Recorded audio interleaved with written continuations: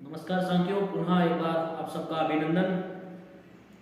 आपका सबका स्वागत हमारे इस YouTube चैनल पर, जिसको आप सब लोग बहुत स्नेह प्यार दे रहे हैं और आपकी प्रतिक्रिया मुझे निरंतर ऊर्जा दे रही है।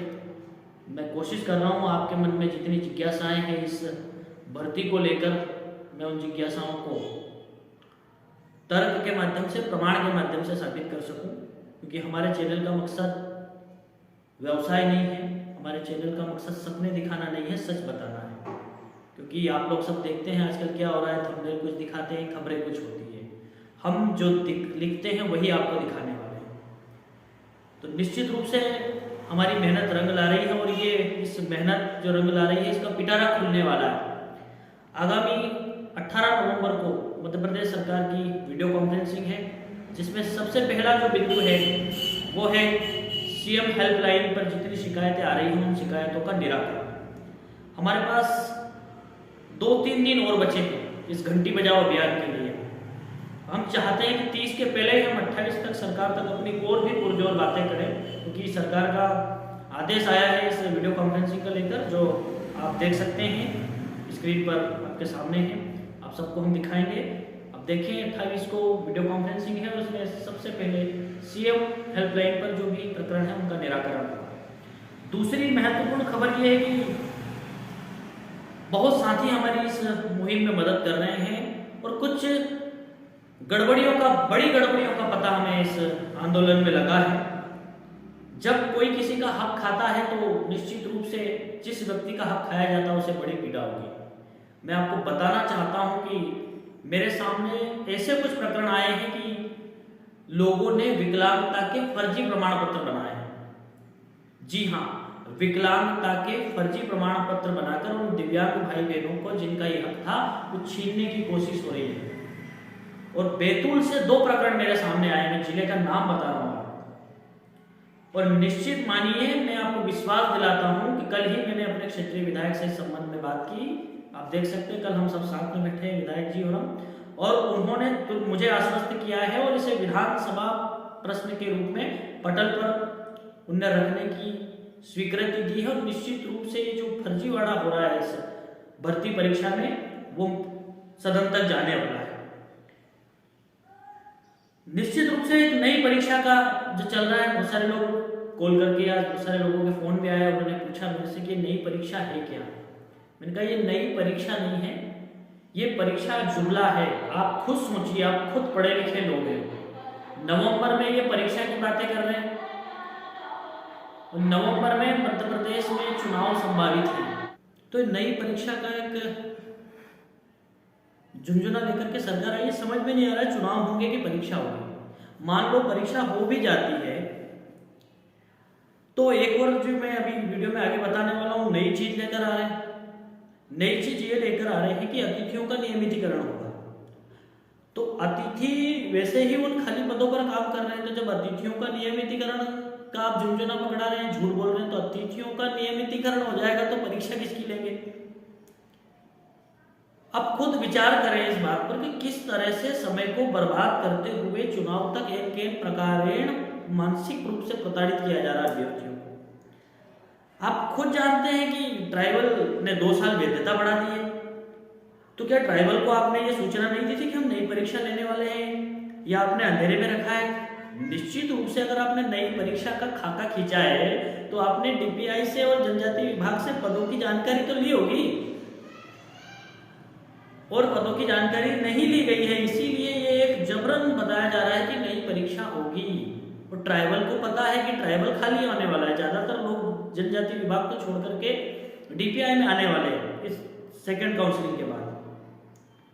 और परीक्षाएं सिर पर है, इसलिए ट्राइबल की मजबूरी बन रही है। जो लोग कह रहे हैं ना कि तृतीय काउंसलिंग की कितनी संभावनाएं बन रही है, मित्रों धीरज रखिए, 100% संभावनाएं बन रही है। क्योंकि ये समय अभी ज्वाइनिंग का है, फरवरी मार्च में परीक्षाएं होने वाली है, मूल्यांकन होने वाला है, और ये बिना शिक्षकों के संभव नहीं है। इसलिए किस तरह से घुमाया जा रहा है, अतिथियों का एक नया शिगुफा लेकर के आया जा रहा है। पिछले 10 साल से हम अतिथियों को नियमितीकरण की बात कर रहे हैं। अतिथियों का आपने नियमितीकरण नहीं किया, और करेंगे तो किसका करेंगे, इसके लिए आपके पास कोई गाइडलाइन नहीं है। क्या उन अतिथियों का करेंगे जो नियमित हैं, या उन अतिथियों का जिन्होंने पहले कई सत्रों में काम करके छोड़ दिया, फिर वे कहाँ जाएंगे? क्या वो आप उनको अतिथि में नहीं गिन रहे? या अभी 1 महीने पहले जो लग गया, क्या आप उसका नियमितीकरण कर देंगे? क्या उस अतिथि का नियमितीकरण कर देंगे जिसने परीक्षा पास नहीं की है, माध्यमिक शिक्षक की, वर्ग 1 की, 2 की, या उच्च माध्यमिक शिक्षक की? आपके पास उनके लिए पैरामीटर क्या है? क्या वो निश्चित अर्हताएं पूर्ण करते हैं एक शिक्षक बनने के? बहुत सारी मन में शंकाएं हैं इस सरकार के कार्य को लेकर। अब समझ में नहीं आ रहा कि आखिर सरकार करना क्या चाहती है। चुनाव नजदीक आ रहा है और सरकार का एक प्रकार यही मकसद है कि जैसे चुनाव पास में आएगा, कोई ना कोई नया मामला लेकर के आने होते हैं। तो बहुत सारे लोग पूछ रहे हैं क्या होगा, तृतीय काउंसलिंग होगी कि नहीं होगी? निश्चित रूप से तृतीय काउंसलिंग होगी।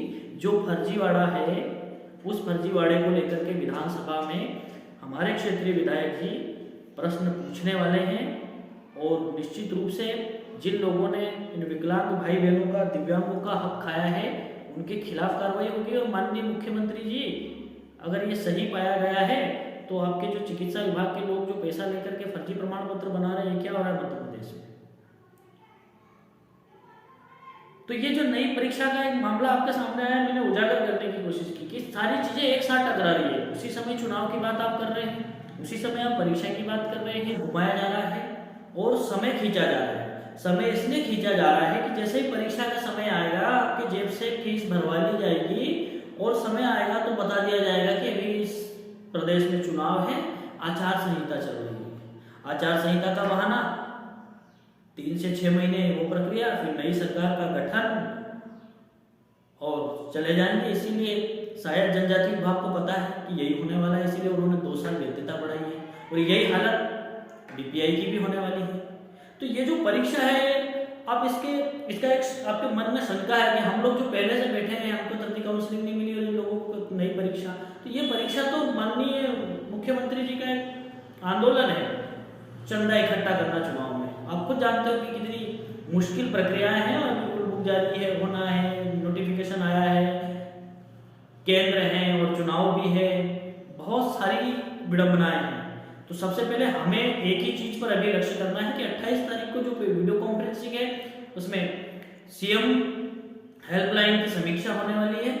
ज्यादा से ज्यादा हम प्रधानमंत्री नरेंद्र मोदी पर लिखें, सीएम हेल्पलाइन पर लिखें, अपने जनप्रतिनिधियों से संपर्क करें, आपके क्षेत्रीय विधायक सांसद से संपर्क करें कि वे इस विषय को लेकर के सदन में प्रश्न रखें, प्रश्न उठाएं, क्योंकि वो उठाएंगे, वो आपका भला चाहते हैं। अगर आप उनसे बोलेंगे तो उठाएंगे। बहुत सारे लोगों को दिक्कत आ रही थी कि प्रधानमंत्री नरेंद्र मोदी ऐप पर कैसे शिकायत करनी है, कहाँ पर लिखना है। तो जिन लोगों को दिक्कत है, मैंने व्हाट्सएप नंबर जारी किया है, वो मुझे बता दें, मैं उनको डेमो वाला वीडियो उनको डालूंगा, वो लिखें। और इस 28 तारीख तक इतनी घंटियां बजनी चाहिए कि सरकार सोचने पर मजबूर हो जाए। धन्यवाद। फिर आऊँगा आपके बीच में महत्वपूर्ण जानकारी लेते हुए। धन्यवाद।